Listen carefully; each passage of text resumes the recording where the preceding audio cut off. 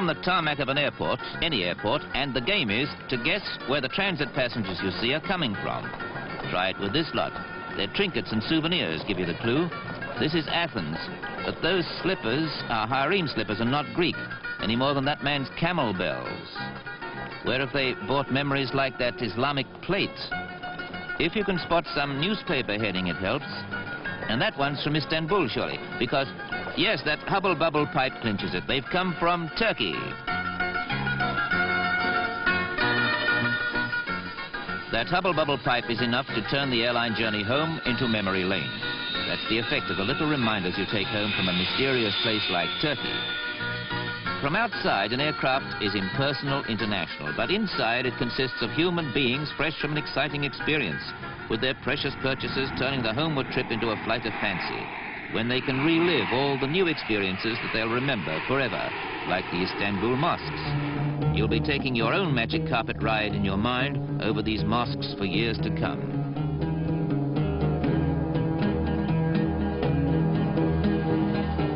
A flight of fancy, and before they themselves come down to earth at home, they're back in Turkey. Perhaps at Ankara, watching the National Day Parade, with modern soldiers of the skies floating down into the midst of colourful history.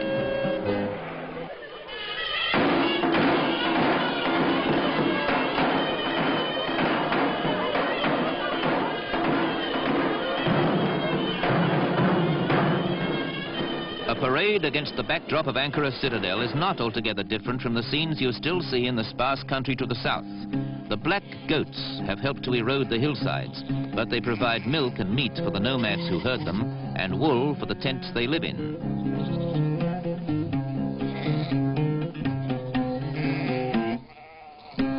Wool, hand-spun by a girl of no fixed address. This is the simple life, unchanged in centuries. Here it's no rarity. Just pick out the shepherd or his helpmate and look at the felt cloak they favor.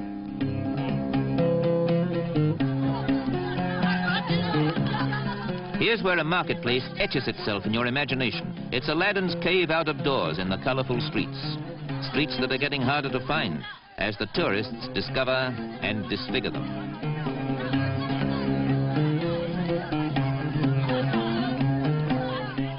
Remember the old individual ice cream merchants here, making it that way? Well, in the Turkish market, this is a controversy, an intrusion, a novelty, a modern refinement, a newfangled gimmick. By Allah, she isn't even veiled. Coffee lubricates the market bargaining, while drinking bottles are a necessity out in the cotton fields, where a cotton flower is a bottle stopper, so prolific cotton is as a crop. Not that you'd notice automatically the frenzied rush there is to pick it when its rose-like buds burst open and it's ready for gathering. Linger in the cotton fields here to be sure you won't forget them, and take a glimpse of the pickers at work.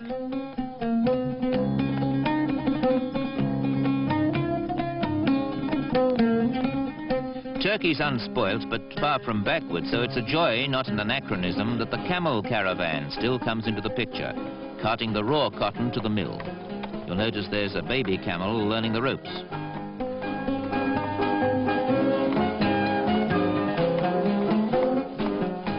This is the Turkey you remember.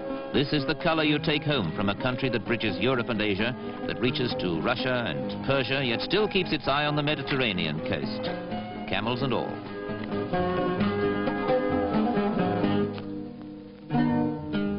The blue Mediterranean Sea, and Turkey tumbles into it. Just see how her rivers laugh their way to the west.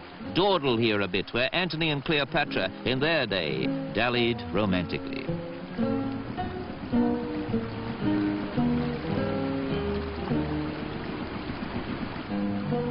Just see that modern hotel. No wonder you can't steer away from the fact that Turkey's a fairyland with seaside waterfalls and every other delicious surprise you could ever imagine.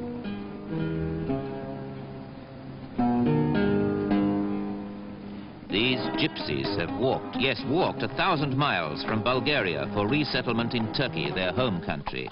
They're gay when you meet them on the road because this is a happy and hospitable place to be in.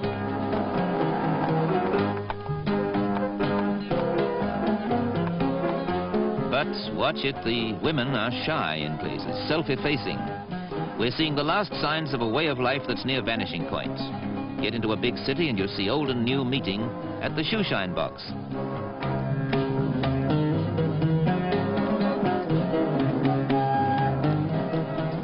The gold-topped polish bottles remind you of the mosques and the past, while the situation tells you that this is Ankara, the Turkish capital, an expansive city and, in fact, a modern one.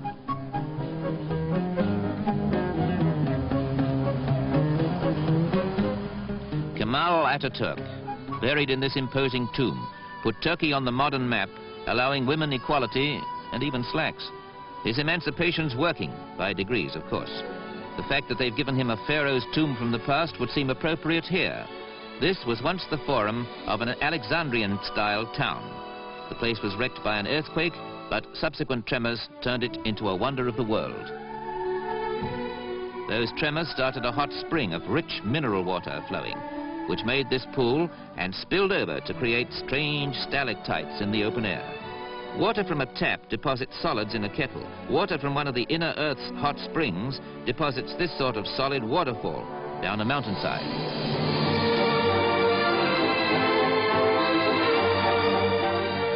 A giant waterfall carved across the face of a mountain is the sort of memory you expect to bring home from Turkey, where it takes a series of sunsets to remind you of all the exotic loveliness you'll never see anywhere else.